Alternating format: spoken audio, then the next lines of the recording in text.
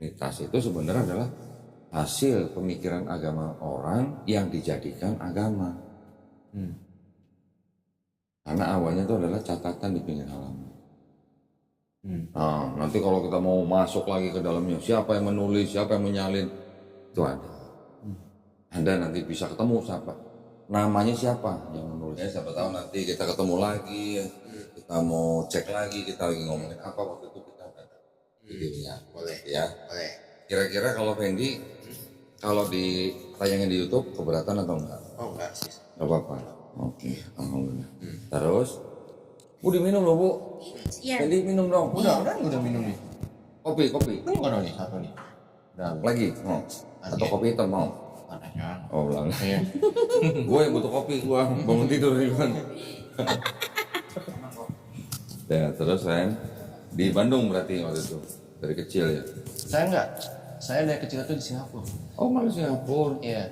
Karena saya waktu itu pelarian 98. Oh nih korban 98 yang keluar ya? Iya. Jadi waktu 98 saya masih kecil banget. 98 saya umur 5 tahun ya. Iya. Oke. Jadi saya nggak tahu apa-apa. Pokoknya saya tahunya itu saya dibawa ke Singapura lewat Bali. Oke. Karena waktu itu di Bandung nggak ada langsung ke Singapura. Dari tahun Bali harusnya mau terbang langsung tapi nyepi. Gitu. Jadi hari lagi di Bali lalu saya terbang ke Singapura. Jadi saya dari kecil sampai saya lulus kuliah saya di Singapura.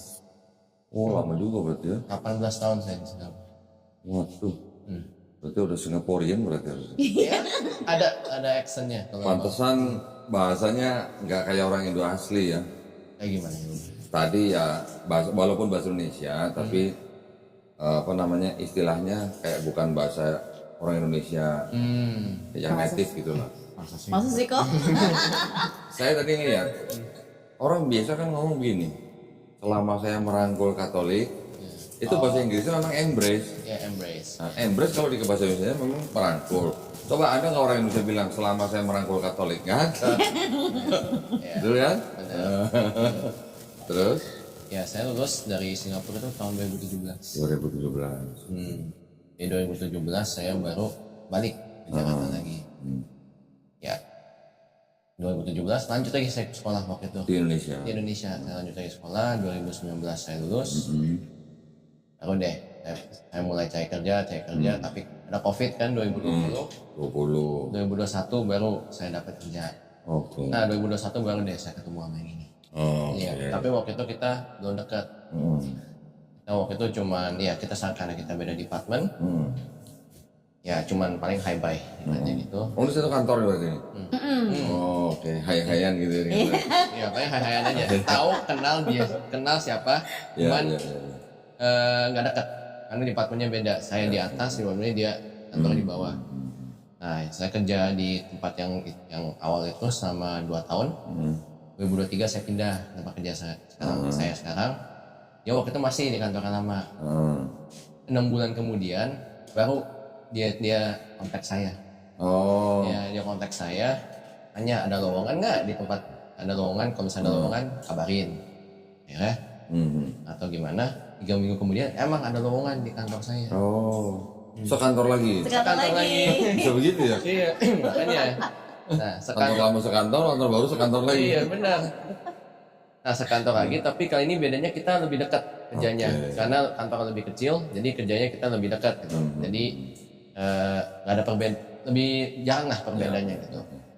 Nah jadi ya kita kan awal-awal emang kita mulanya teman gitu kan. Temannya waktu itu cuma hi bye. Nah satu kantor ini baru kita lebih mengenal lagi. Nah terus 2024 kita baru kerjasama lebih dekat. Nah, lama nggak lama ya baru deh kita mulai ada feeling lah gitu. Nah saya cuman mikir sih, saya waktu itu juga bilang sama si ini Putri bahwa saya sih serius. Saya juga emang udah mencapai umurnya ya, emang saya udah harus serius gitu ya. Saya juga ada pikiran mau nikahin. Nah si Putri kan dia punya syaratnya itu dia harus orangnya seiman gitu. Saya juga bilang saya tuh harus mencari tahu lagi saya arahnya kemana. Karena saya dari kecil saya cuma tahu bahwa saya tuh orang Katolik gini aja gitu, tapi saya tidak diajarin, saya tidak dapat bimbingan dari orang tua pun tentang agama ini, karena orang tua itu waktu itu nggak ada agama. Saya dirangkul sama kakak saya yang termasuk ke agama Katolik itu sama tante saya. Sampai sekarang orang tua sekarang Kristen malah. Ya, jadi beda ibaratnya gitu, ada perbedaan ya kan, ajarannya sedikit berbeda. Jadi saya belum dapat kesempatan atau belum mendapat seseorang yang bisa membuat saya mendalami gitu orang Katolik itu apa. Dan kebetulan saya juga serius sama beliau. Saya juga pengen lebih mengerti gitu ibaratnya agama Islam itu kayak gimana.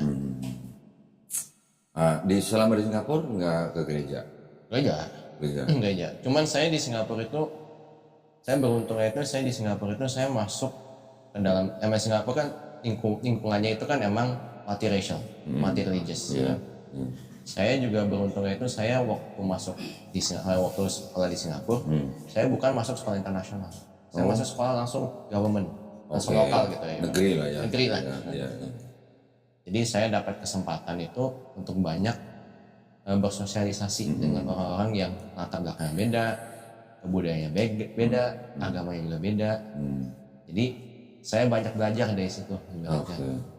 Dan waktu saya balik ke Indonesia juga, saya sekolah lagi, saya juga dapat kesempatan gitu untuk mendalami di Indonesia itu kayak gimana sih orang-orangnya gitu.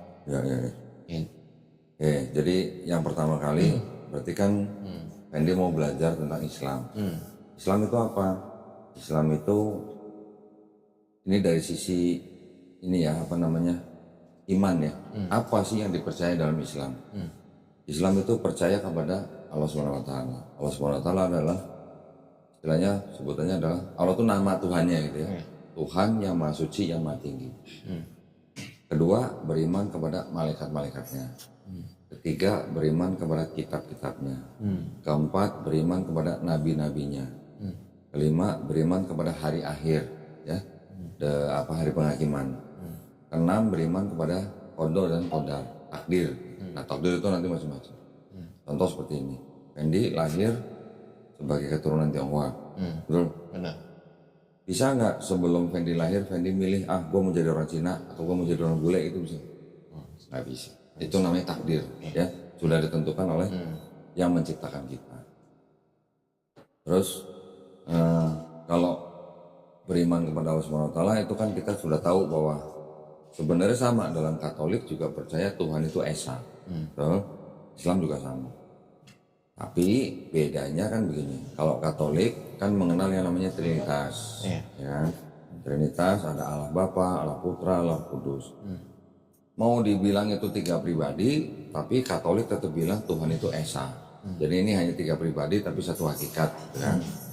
Di Islam kita tidak mengenal yang namanya pribadi Tuhan itu bisa lebih dari satu pribadi. Dalam Islam kita mengenal Allah itu adalah satu pribadi atau satu zat namanya. Zat itu tulisannya DZAT. Ya, bukan ZAT ya. Kalau ZAT itu meter atau substance, kalau zat dengan D itu artinya essence atau person.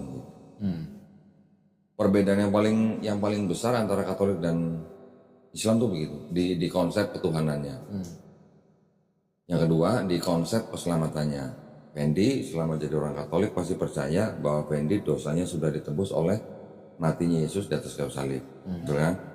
Di Islam kita harus berbuat kebaikan, amal soleh, ibadah, mengikuti perintah Tuhan, menjauhi larangan Tuhan, supaya kita bisa masuk surga. Kalau Fendi, kalau Katolik kan karena dosanya sudah ditebus, kemudian Fendi istilahnya percaya bahwa Yesus adalah Tuhan dan Juru Selamat, mengikuti istilahnya apa yang diperintahkan oleh gereja, baru masuk surga. Istilahnya kan begitu ya, konsep umumnya gitu loh.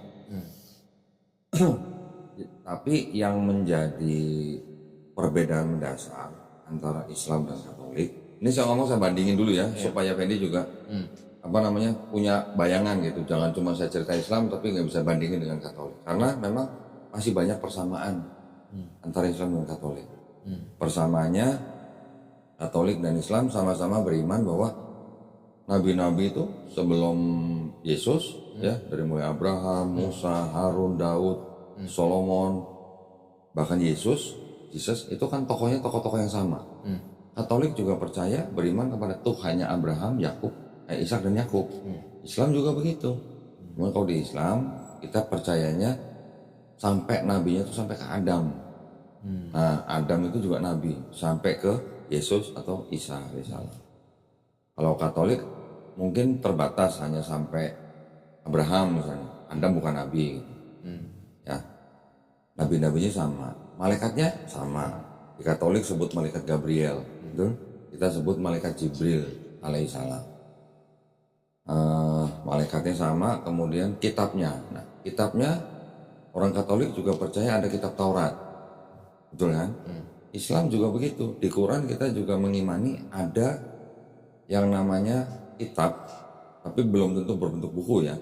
Kitab itu dalam artian bisa berupa hukum, ketetapan, perintah, aturan dari Tuhan untuk bangsa Israel.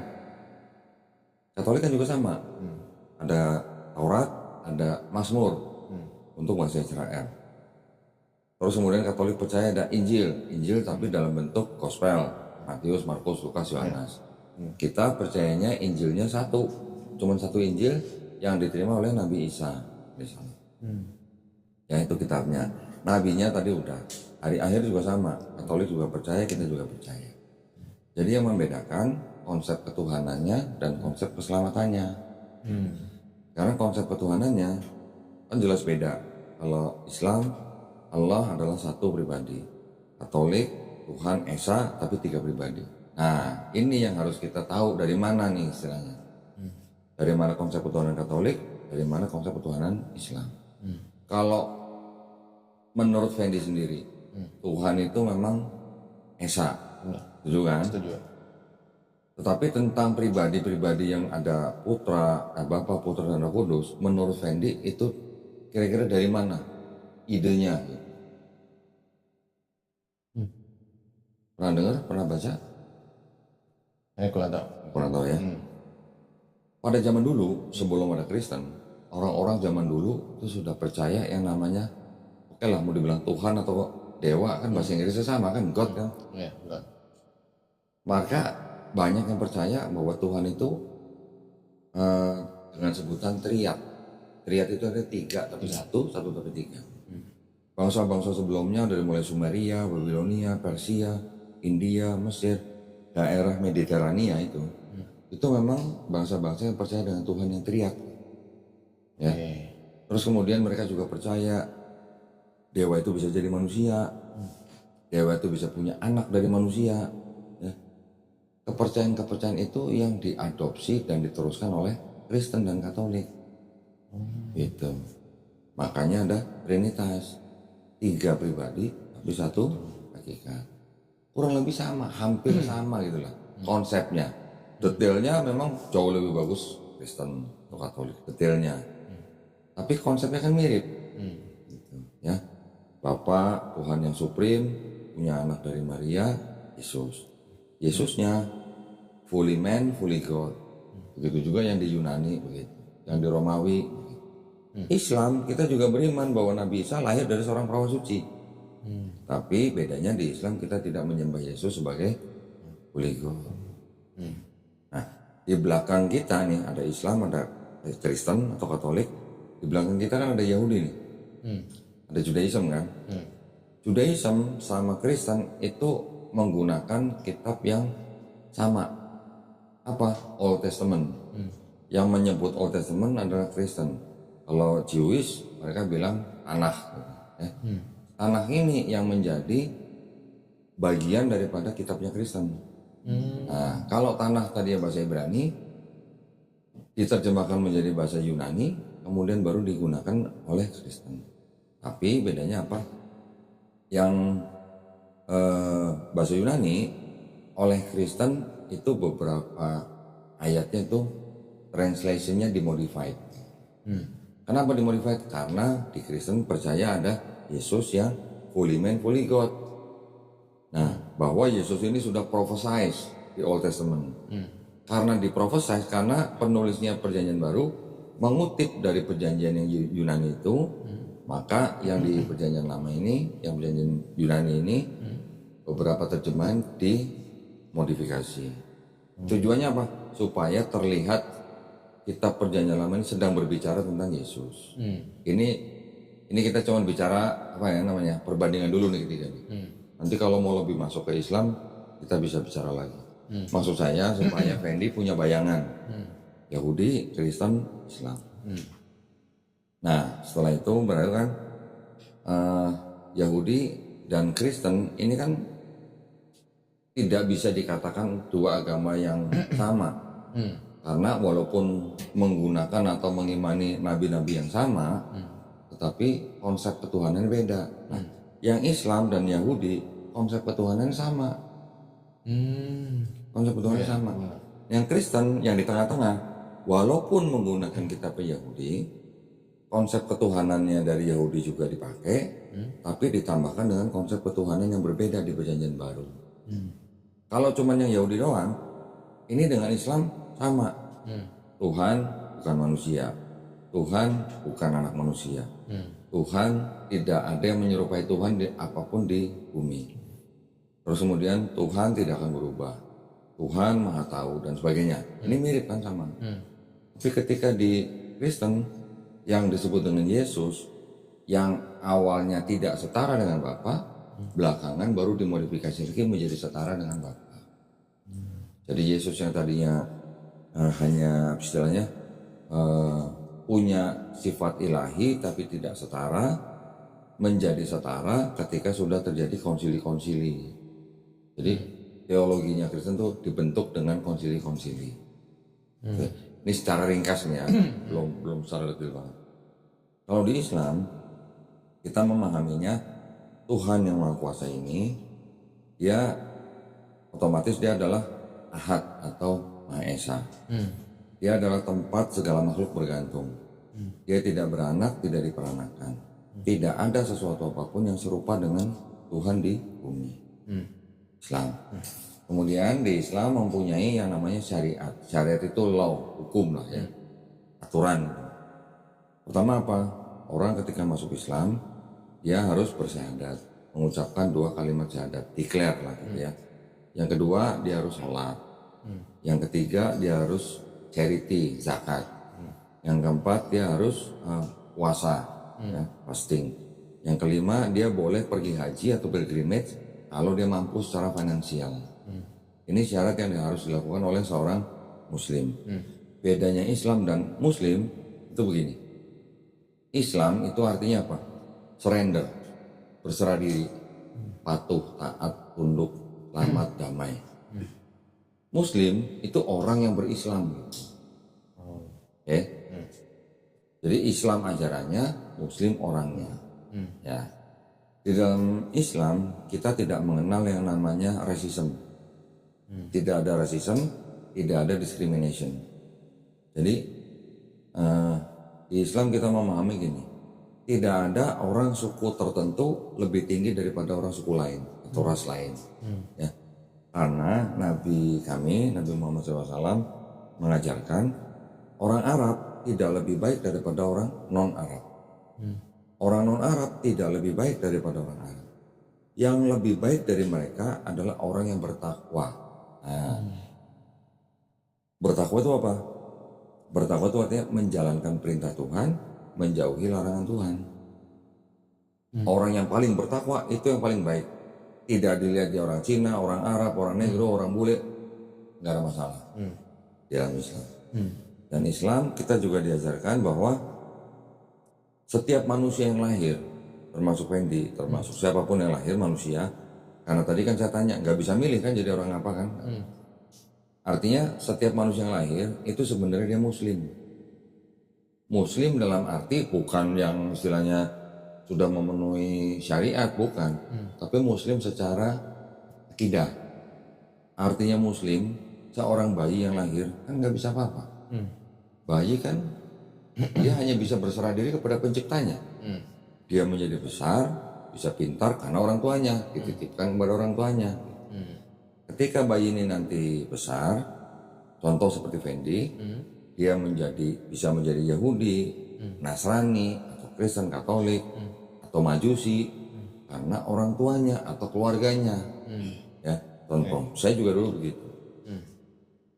Tapi ketika orang ini nanti mengenal tentang Islam, bahkan dia sampai mau menerima Islam, sampai dia mau memeluk Islam, orang ini sebenarnya tidak pindah agama. Orang ini sebenarnya kembali ke fitrahnya dia. Fitrah itu artinya nature, sifat asal manusia. Sebagai apa? Sebagai muslim. Sebagai orang yang harus berserah diri kepada penciptanya. Itu inti atau essence daripada arti kata Islam. Ya. Dan di Islam kita juga mengetahui bahwa ini kita punya tubuh nih. Kan ini kan fisik lah ya. Kita bisa hidup begini karena ada roh kan. Ada roh, ada jiwa. Ya. Jiwa itu kesadaran kita. Sebelum kita lahir jadi manusia, jiwa dan roh kita sebelum lahir, jadi artinya kita masih di alam roh gitu ya. Kita tuh sebenarnya sudah berikrar, sudah bersyahadat bahwa Tuhan kita, penguasa kita adalah Allah Subhanahu wa taala.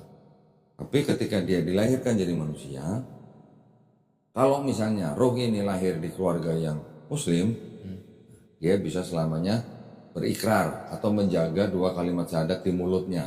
Ya, ketika dia nanti akhir balik, dia udah mulai sholat dan segala macam, dia menjaga tuh 2 kalimat syahadat itu. Tapi kalau orang-orang yang lahir di keluarga yang bukan Islam, seperti Fendi dan saya, kita tidak tahu apa itu 2 kalimat syahadat, ya kan? Sampai kita mengenal Islam. Nah, jadi ketika ada orang yang bukan Islam, dia kemudian memeluk Islam, dia mengucapkan 2 kalimat syahadat, sebenarnya orang itu sedang mengulang syahadat dulu sebelum lahir jadi manusia. Gitu. Karena kita mengakui bahwa pencipta kita cuma satu, cuma Allah Subhanahu wa taala. Roh adalah ciptaan dari Allah Subhanahu wa taala. Ketika roh sudah menjadi manusia, dia menjalani sesuai dengan kehidupan manusia itu di bumi. Setelah manusia itu meninggal, roh itu akan kembali kepada penciptanya. Itu sekilas ya mengenai Islam. Nanti kalau mengenai teknisnya, sholat berapa kali dalam sehari, zakat berapa persen yang harus kita keluarkan, puasa berapa hari kita harus puasa, itu nanti ada cuklaknya gitu lah. Nah, ya tapi intinya kita juga sebagai orang Islam paham Tuhan atau Allah SWT ini memerintahkan manusia untuk apa? Untuk bersolat. Kenapa kita harus sholat? Kita harus beribadah dan menyembah pencipta kita. Kenapa kita diperintahkan zakat? Karena sebagian dari harta kita itu adalah milik orang lain yang dititipkan melalui kita untuk diberikan kepada orang-orang yang membutuhkan. Kenapa dititipkan kepada kita? Untuk menguji iman kita. Kenapa kita disuruh puasa? Karena puasa itu juga menjadi ujian buat kita untuk apakah kita taat atau tidak. Tapi yang jelas, sholat, zakat, puasa, ini semuanya perintah yang judulnya tuh baik buat kita. Baik buat kita dan juga baik buat manusia lain. Judulnya begitu, hikmahnya begitu. Ya. Contoh, yang ketika Fendi menjadi seorang raja, punya rakyat. Rakyat itu harus tunduk dong kepada rajanya. Caranya gimana kalau rakyat itu harus tunduk kepada rajanya? Kalau tidak dengan sujud. Ya. Jadi sujud di dalam sholat itu sebenarnya adalah bentuk penghambaan kita yang tertinggi ketika kita beribadah kepada pencipta kita.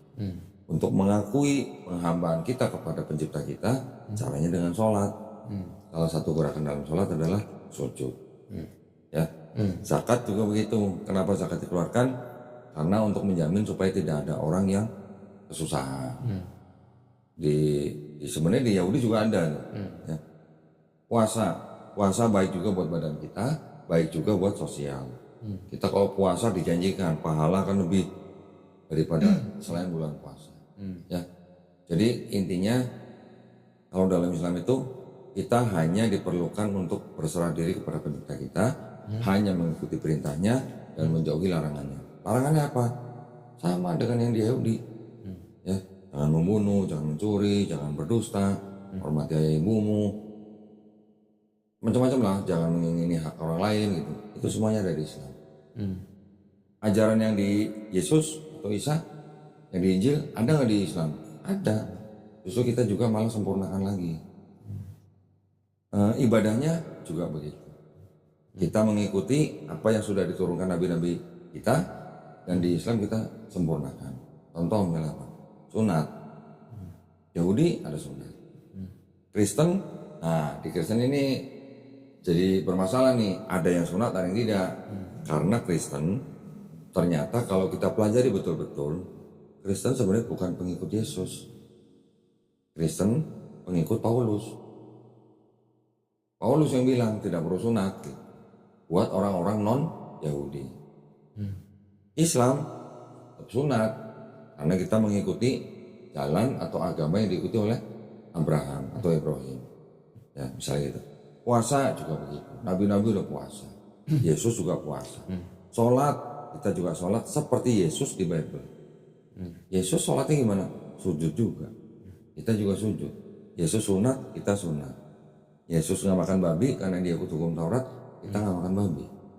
Yesus puasa, kita juga puasa. Yesus dikafani di Bible, kita orang Islam mati juga dikafani. Jadi kalau mau ditarik garis lurus, masih ada tuh benang merah antara Yahudi, Yesus, dan Islam. Kristennya ini agak bergeser sedikit dari benang itu gitu. Karena Kristen tidak sunat kebanyakan, Kristen masih makan babi kebanyakan, Kristen masih tidak puasa kebanyakan. Ada yang puasa tapi nggak banyak. Kristen tidak sujud kebanyakan, ada yang sujud tapi nggak banyak. Kristen nggak masuk peti, nggak dikafani tapi masuk peti kebanyakan. Jadi kalau kita mau tarik Yahudi, Yesus, Islam, Kristennya tuh di samping Yesus gitu. Kristennya bukan ngikutin Yesus tapi Kristennya ngikutin Paulus gitu. Jadi ada Yahudi, Yesus, Paulus, baru bawahnya gereja gitu lah, baru Islam. Secara kesinambungan, kesinambungan ajaran nabi-nabinya. Kalau misalnya perkataan tadi antara Yesus dan Paulus, menurut Fendi ada yang salah, silakan dibantah. Maka saya mau pelajari gitu. Tapi sih saya lebih penasarannya satu sih. Kodoni kenapa tiba-tiba bisa mengaku Islam? Iya, saya mau tanya itu. Berarti Kodoni dulu itu Katolik atau Kristen? Protestan. Ya dulu gereja GBI. Karena gini, namanya sebuah agama. Landasan yang kita bisa pakai itu apanya dalam sebuah agama? Kan pasti kitabnya, betul kan? Kalau nabinya masih hidup, nabinya bisa ngajarin. Tapi kalau nabinya sudah nggak ada, apa yang buat pegangan kita? Kalau bukan kitabnya, ya kan? Di dalam kitab sebuah agama itu kan yang harus kita pegang adalah keautentikan daripada kitab itu. Setuju nggak? Keautentikan itu maksudnya apa? Kan kitab agama itu kan disebut kitab suci. Yang namanya kitab suci itu artinya apa? Murni, pure. Tidak ada campur tangan manusia kan? Ketika saya dulu masih Kristen, saya mempelajari ulang kitab saya. Ternyata saya menemukan dalam kitab saya isinya sudah tidak pure. Sudah ada campur tangan manusia. Sudah ada pemikiran manusia yang menjadi agama saya waktu itu. Saya baru menemukan gitu. Memang kalau nggak dipelajari, jemaat nggak akan nemu. Kalau nggak dipelajari. Karena kitab yang dipegang oleh jemaat itu bisa beda dengan kitab yang dipegang oleh pastor. Bukan beda ayatnya, bukan. Tapi di dalam kitabnya pastor itu mereka kan pasti ada catatan-catatan gitu. Itu yang membedakan. Yang pastor ajarkan kepada jemaat kan nggak mungkin yang catatan-catatan ini. Yang diajarkan kan pasti doktrin-doktrin. Konsep ketuhanannya, konsep keselamatannya sesuai dengan doktrin gereja. Tapi di balik ayat-ayat itu sebenarnya di belakangnya itu ada cerita di belakangnya. Ayat ini dari mana? Ayat ini dulu timbulnya kapan? Ayat ini asli atau tidak? Gitu. Itu ada. Saya punya kitabnya. Waktu saya jadi jemaat saya nggak punya kitab itu. Setelah saya pelajarin ulang, saya cari baru nemu. Saya kasih lihat ya. Berarti kitab itu cuma dipegang sama pastor.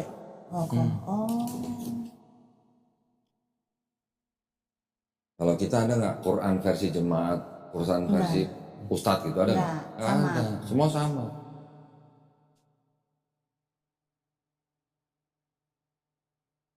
Kan mumpung Fendi Katolik nih, tapi juga kitab suci Katolik nih tulisannya. Nah, di Katolik ya. Tidak untuk? Oke. Nah. Tapi Fendi nggak bisa beli. Maaf, juga nggak bisa beli. Ya. Kalau ini dapetnya di mana? Ada deh. Ada deh. Waduh, nanti kalau saya kasih tahu di sini bisa berbahaya dong. Dengan pengantar dan catatan lengkap. Oke. 2009 dipersembahkan kepada umat Katolik Indonesia oleh Direktorat Jenderal Bimbingan Masyarakat Katolik Departemen Agama Republik Indonesia, ya, percetakan Anonymous ND yang di NTT. Dalam satu kitab Katolik ataupun Kristen, saya bandingkan ya, yang saya punya jemaat nih.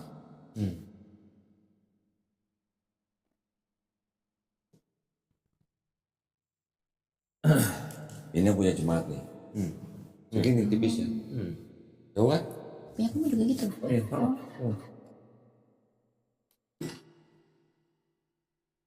Tahu kan bedanya kan? Iya. Isinya sama, cuman bedanya kalau yang ini punya Protestan tidak ada kitab-kitab Deuterokanonika. Kalau yang Katolik kan ada 7 kitab yang tidak masuk dalam Protestan. Susunan kitabnya sama, cuman di sini lebih banyak 7. Contoh aja kita lihat.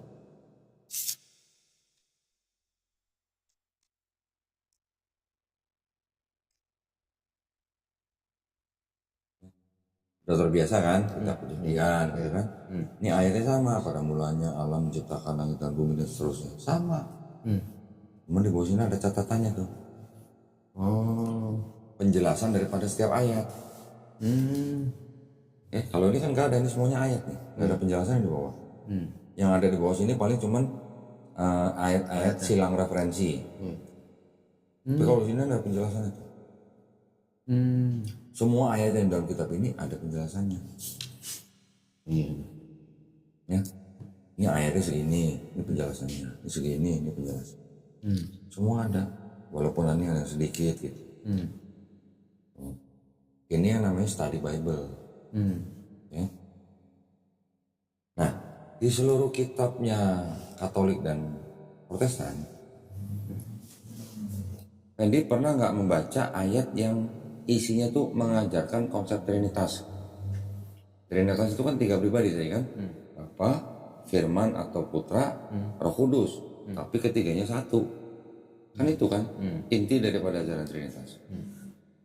Di seluruh Bible pernah baca nggak ayat yang mengajarkan hal itu? Ada 3 pribadi tapi satu. Ingat mana ayatnya? Saya lupa. Tapi Lupa.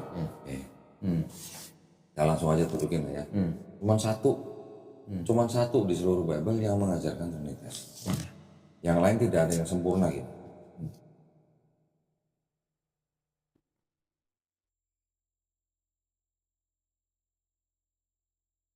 Itu adanya di 1 Yohanes pasal 5 ayat 7. Boleh dibaca, yang garis bawah. Bapak yang dalam surga, Bapak firman daun.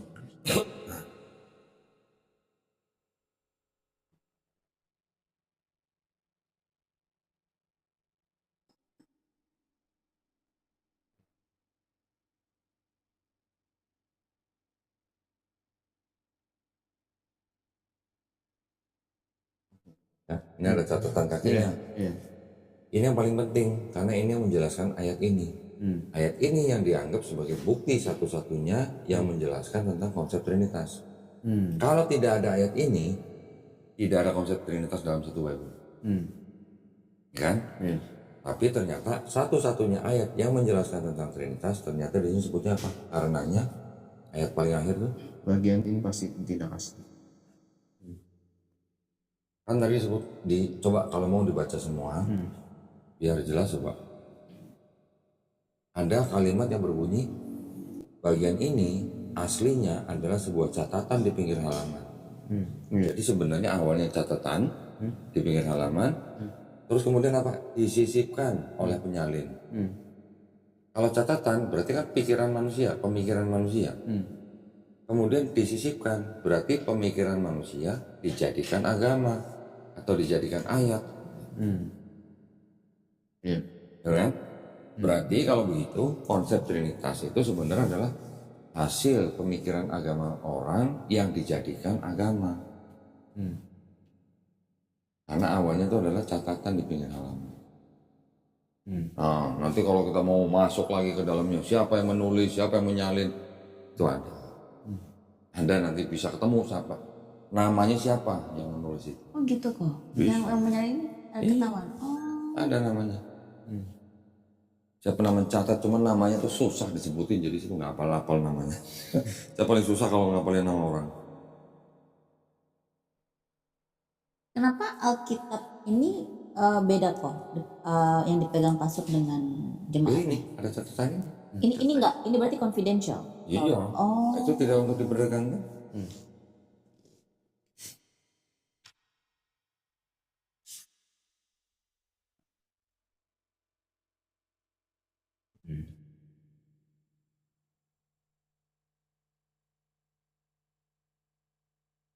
Ya, namanya.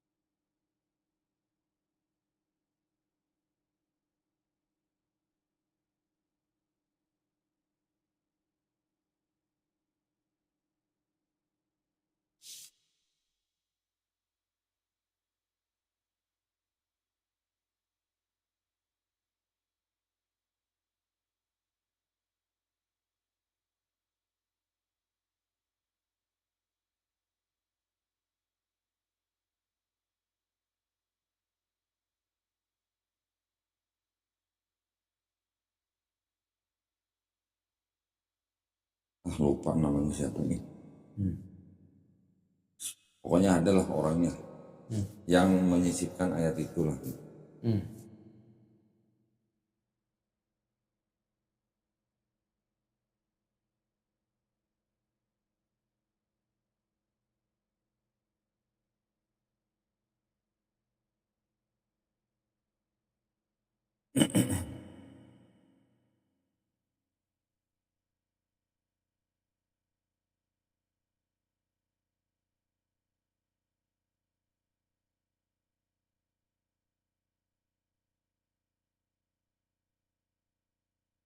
Itu yang terjadi. Dan ini ayat-ayat yang tidak asli di dalam kitab ini itu banyak, nggak cuma satu. Kenapa saya tunjukin yang ini? Karena hanya satu-satunya ayat ini yang dianggap mengajarkan Trinitas. Yang lain-lain bukan ajaran Trinitas tapi juga tidak asli. Contoh misalnya.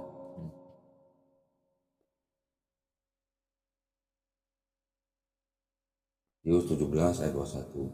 Ya. Ayat ini tidak asli. Ya, tulisan itu. Ayat ini tidak asli. Nanti jelaskan apa.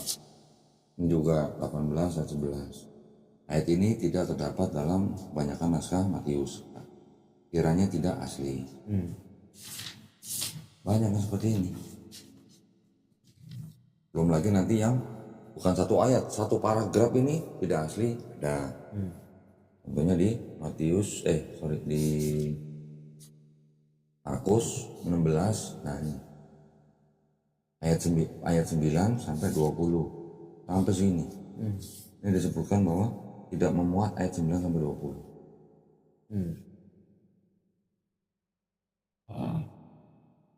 Ini ayat ini tidak terdapat dalam naskah, akhirnya tidak asli. Nah, kedua ayat ini tidak terdapat dalam naskah-naskah yang paling tua, yang paling baik dan hanya merupakan ulangan dari ayat 88. Kedua ayat ini pasti tidak asli. Ketika sebuah kitab yang namanya disebut kitab suci, terus di dalamnya ada ayat yang tidak asli, apakah kitab ini bisa disebut sebagai kitab suci? Gitu. Itu yang membuat saya akhirnya mencari agama lain. Ketika saya mencari agama lain, kan saya juga harus belajar yang lain juga dong. Enggak tahu-tahu dari Kristen, tahu-tahu cuma Islam gitu. Saya suka pelajari Yahudi. Yahudi tadi saya bilang konsep ketuhanannya tuh sama dengan Islam, monoteisme. Tapi mereka kan eksklusif. Ya, eksklusif dalam arti mereka merasa sebagai bangsa terpilih. Yang lain itu disebut dengan goyim, itu bangsa-bangsa yang istilahnya lebih rendah dari orang Yahudi lah. Yahudi. Kemudian Hindu misalnya. Hindu itu adalah, di dalam Hindu ada mengenal sistem kasta, kan? Buddha, ada yang mengatakan Buddha itu sebenarnya agama ateis gitu, maksudnya nggak menonjolkan konsep ketuhanan, tapi hanya menonjolkan konsep jalan hidup lah, karma gitu. Nggak beda sama Shinto Jepang gitu. Konghucu itu juga mereka juga percaya dengan dewa-dewa. Dewa-dewanya itu apa? Banyak kan? Ada dewa dapur, dewa apa gitu lah, dewa perang, dewa apalah, Dewi Kwan Im dan sebagainya. Jadi ketika sudah percaya dewa, ya udah itu berarti kan udah kepercayaan orang-orang zaman dulu gitu. Ketika ke Islam, saya baru menemukan ternyata Islam itu, kalau Kristen tadi kan itu gelar dari Yesus. Yahudi itu nama daripada anak Nabi Yakub. Hindu adalah nama tempat daripada agama itu berasal di India. Buddha gelar daripada Siddhartha Gautama. Konghucu ternyata nama nabi daripada agama. Islam ternyata bukan gelar manusia, bukan nama manusia, bukan nama tempat. Tapi artinya apa tadi? Berserah diri. Kita disuruh berserah diri kepada yang menciptakan kita. Nah, baru saya cari tahu Islamnya apa, syariatnya apa, akidahnya apa, rukun iman, rukun Islam. Ternyata kita sebagai orang Islam tuh hanya diperintahkan, selama hidup kita hanya diperintahkan beribadah kepada pencipta kita. Kalau kata orang Cina ya udah cengli lah. Cengli artinya ya wajar lah, kita manusia ciptaan, kita harus beribadah kepada pencipta kita gitu. Simpelnya gitu ya Islam ya. Ada yang mau tanya lagi? Penasaran deh sih, nanti saya harus belajar lagi. Boleh, silakan. Ya, kalau ini kan sudah ada bukti fisik. Di internet banyak sekali yang membicarakan tentang itu. Tapi ini udah bukti fisik, mau apa lagi? Ya. Dan perbedaan yang paling nyata di dalam kitabnya Kristen dan Katolik, kan di sini ada dua bagian yang tadi saya bilang ini punya orang Yahudi yang perjanjian lama nih, berasal dari punya Yahudi. Yang Kristen tulisan orang-orang Kristen. Tapi di dalam perjanjian baru ini ada kurang lebih 1000 ayat yang mengutip dari sini. Mengutip, ya. Contoh misalnya, Matius 1 ayat 23. Sungguhnya anak darah itu akan mengandung dan melahirkan seorang anak laki-laki dan mereka akan menamakan dia Immanuel, yang berarti Allah beserta kita. Kalimatnya begitu kan? Ini dikutip dari Perjanjian Lama, dikutip dari Yesaya pasal 7 ayat 14. Ini Yesaya 7 14. Sebab itu Tuhan sendiri memberikan kepadamu suatu pertanda, sesungguhnya seorang perempuan muda mengandung dan akan melahirkan seorang anak laki-laki, dan dia akan menamakan dia Immanuel. Penulis Matius yang di sini tadi mengutip ini. Ya, ini baru satu nih. Ada 1000 ayat yang dikutip dari sini. Kenapa mereka mengutip? Karena pada saat itu mereka seperti sedang menyusun sebuah cerita yang mana sudah ada dasarnya, yaitu kitab orang lain, kitab Yahudi. Apakah pemahaman orang Yahudi kan yang punya kitab ini kan, Tanakh kan? Apakah pemahaman orang Yahudi atas ayat ini dengan ayat yang tadi sini, apakah sama? Beda. Orang Yahudi bilang, ini untuk Raja Ahaz, ini aja judulnya Yesaya dan Raja Ahaz. Ini untuk anaknya yang Nabi Yesaya. Anak itu adalah anak keduanya Nabi Yesaya. Adanya di Yesaya 8 ayat 3 pengenapannya. Ini menurut kata orang Yahudi. Menurut orang Kristen ayat yang ini untuk Yesus. Ini kan, jadi untuk Yesus yang di sini. Jadi saya bilang gini. Orang Kristen membaca kitab orang Yahudi tapi dengan kacamata orang Kristen. Dan ada 1000 ayat yang dikutip dari sini. Maka itulah kitab orang Yahudi harus ditempel dengan kitab orang Kristen. Kalau ini nggak ditempel, kan pincang. Ini di mana ayat dibacanya? Baca di sini. Ya. Kitab Yahudi yang ini, yang saya sebut itu tadi yang ini.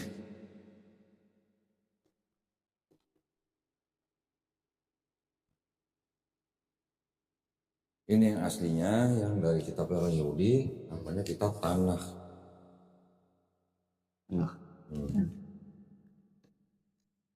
Tanakh ini singkatan Torah, Nevi'im, Ketuvim. Artinya apa? Torah itu yang 5 kitab Musa, Kejadian, Keluaran, Imamat, Bilangan, Ulangan. Nevi'im itu yang kitab nabi-nabi, nabi-nabi Yesaya, Yeremia, Yeskiel, Hagai, Habakuk dan sebagainya. Ketuvim itu kitab tulisan-tulisan, Mazmur, Kidung Agung, Ratapan, Pengkhotbah dan lain-lain. Dijadikan satu namanya Tanakh. Ini yang menjadi perjanjian lama ini. Segini. Tapi ini kan bahasa Ibrani nih. Ini kan bahasa Ibrani. Ya. Di sini juga punya tafsirnya nih, punya catatan kaki nih, yang gini. Ya. Saya kasih contoh yang tadi.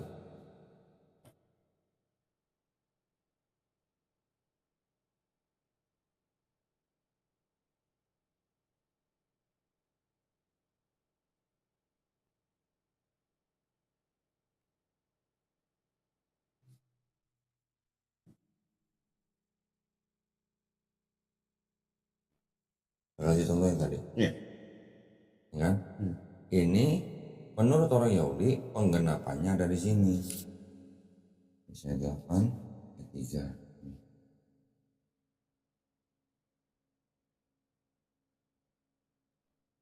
Ini kan disebutkan kan anak itu, ya kan, disebut Immanuel. Penggenapannya ada di nama anak daripada kedua Nabi Yesaya. Nanti ada lagi di sini kan. Fendi pernah dengar gini nggak? Seorang anak telah lahir, seorang anak telah diberikan kepada kita. Seorang putra diberikan kepada kita, lambang pemerintahan ada di atas bahunya. Namanya disebutkan orang penasihat ajaib, Allah perkasa, Bapa yang kekal dan Raja damai. Pernah dengar? Di gereja pasti sebutin kan? Orang Kristen klaim bahwa ini untuk Yesus. Sekarang saya kasih yang bahasa Inggris nih.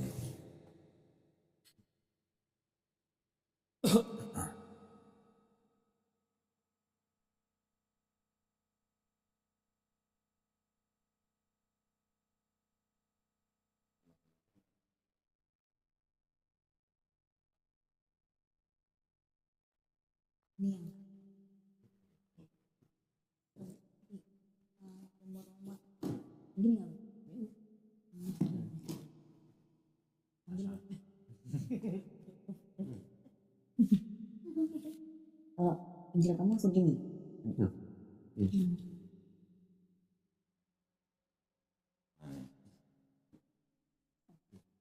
Ini bahasa Inggrisnya. 9 ayat 6. For us a child is born, to us a son is given, and the government will be upon his shoulders. Ya.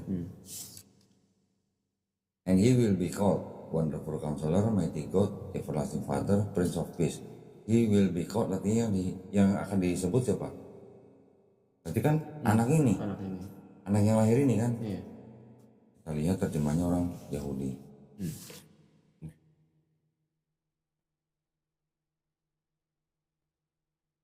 Coba bahasa Inggris, sama-sama bahasa Inggris, coba dibandingkan, sama nggak bahasa Inggrisnya? Ini untuk membuktikan perkataan saya nih.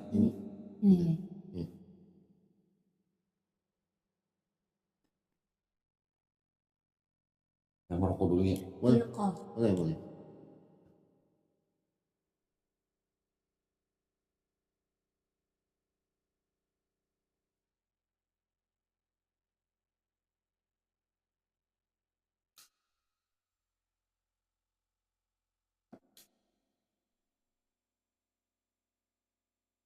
Makan. Makan apa tadi?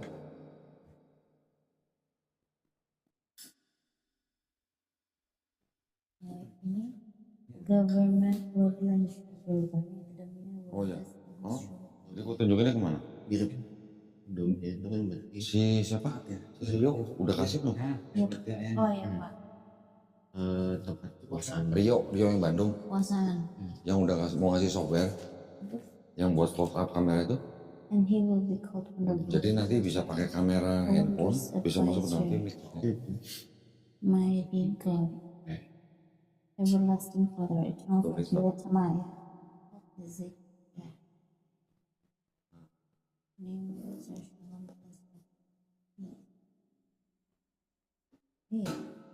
Mirip ini yang punya tanah. Kalau ini Holy Bible. Beda nggak terjemahannya? Bahasa Inggrisnya? Sama. Hah? Sama dong. Sama? Sama. Berarti lo belum nemu bedanya. Dominion itu ya? Dominion. Bukan Dominion. Ada nggak yang bahasa yang dari yang punya Yahudi ada kata-kata he will be called? Ya, ada. Ada nggak? Ada. He. Mana? Wait, no. Called Hezekiah.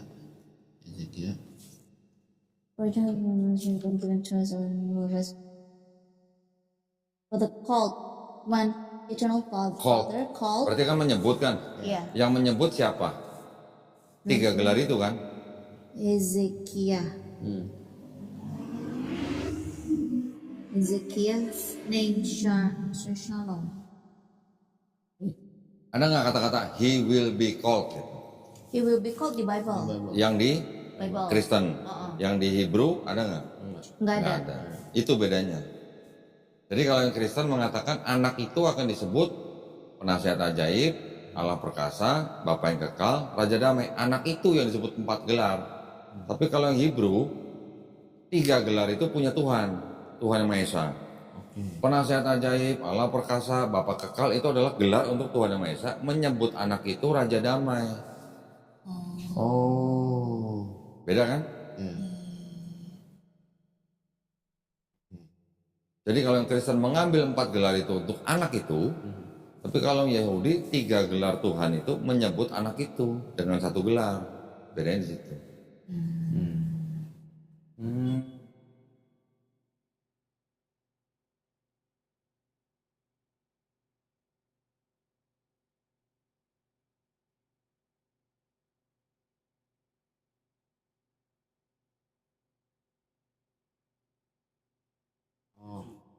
Ya, Ya, beda kan? beda. Nah. Ya, ngerti. Jadi antara Yahudi dan Kristen pemahaman buat ayat itu berbeda. Sedangkan kitabnya Yahudi disusunnya abad 5 sebelum ada Yesus. Abad 5 loh, tahun 450 sebelum ada Yesus. Sudah ada kitabnya orang Yahudi yang namanya Tanakh.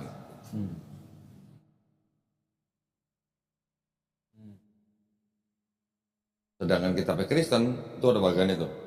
Disusun pertengahan abad pertama sampai abad kedua. Ini. Itu tuh yang sebelah, yang di depan Fendi. Nah itu tuh yang merah-merah tuh, yang dipegang tangan tuh. Nah itu. Iya.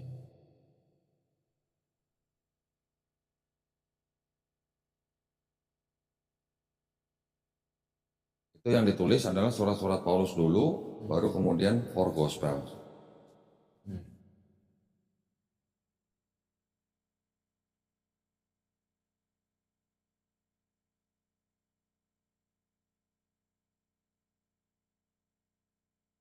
Jauh, kira-kira 500 tahun setelah ada kitab orang Yahudi.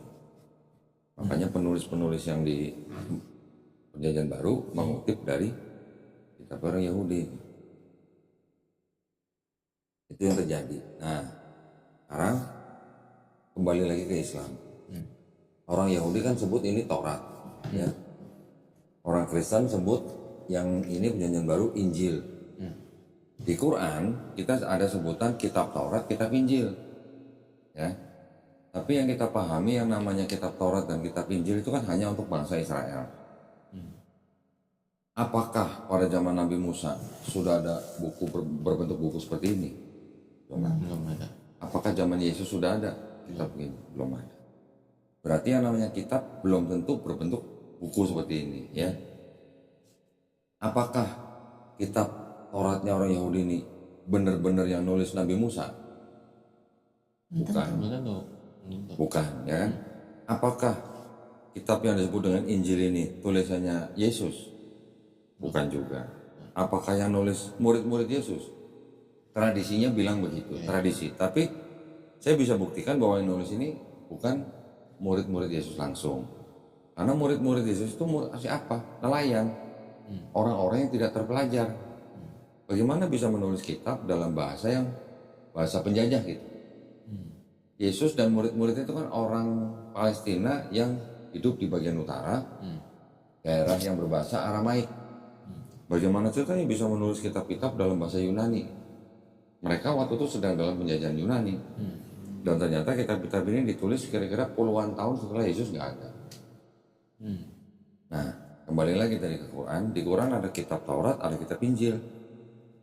Ini adalah wahyu-wahyu yang diturunkan Allah SWT kepada Nabi dan Rasulnya untuk Bani Israel pada zaman itu. Ya.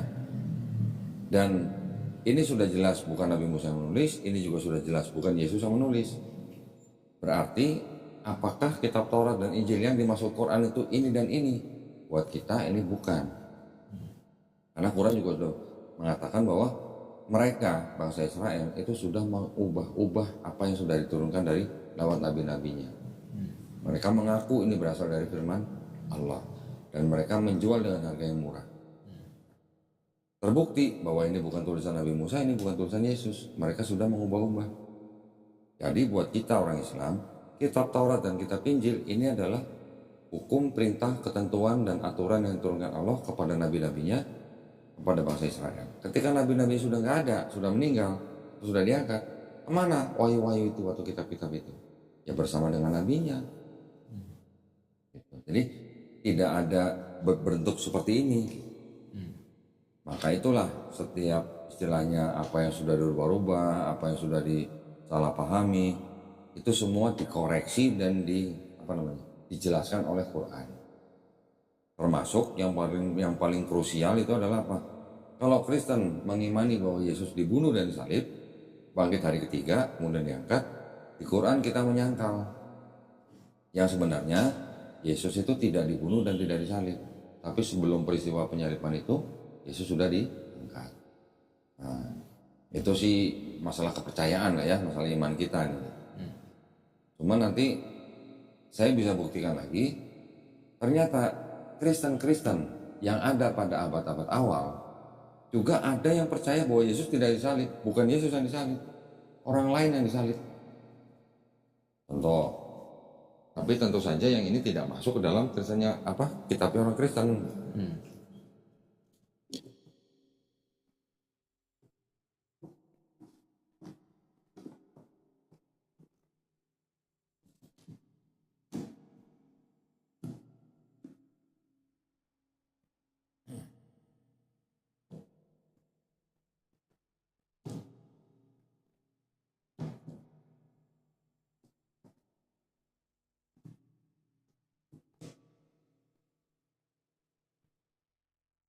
Kalau Matius, Markus, Lukas, Yohanes itu kan disebutnya gospel kan ya. Ini ada kira-kira 50 gospel yang tidak masuk ke dalam kitab orang Kristen. Ini juga gospel. Cuman gospel-gospel ini adalah milik orang-orang Kristen awal yang punya pemahaman berbeda dengan Kristen yang ini, sehingga gospel-gospel mereka dihancurkan, dibakar dan sebagainya. Pengikutnya dibunuh, dipenjara dan sebagainya. Masih ada yang lolos yang bisa menyelamatkan gospel-gospel ini, yang akhirnya ditemukan di desa Nag Hammadi di Mesir. Ya. Ada sebuah gospel namanya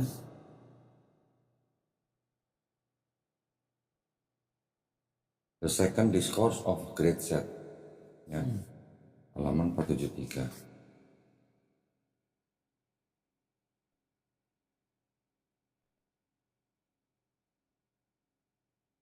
Di sini diceritakan bahwa yang disalib bukan Yesus. Kalimat-kalimat terakhir aja nih.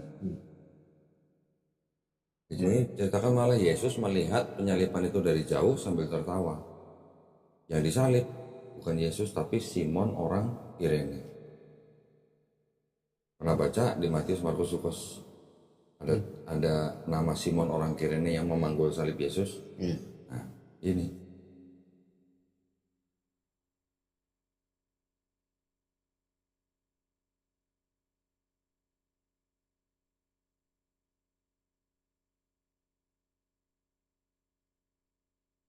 Jadi pada waktu abad-abad awal pun Kristen sendiri ada yang sudah tidak sejalan.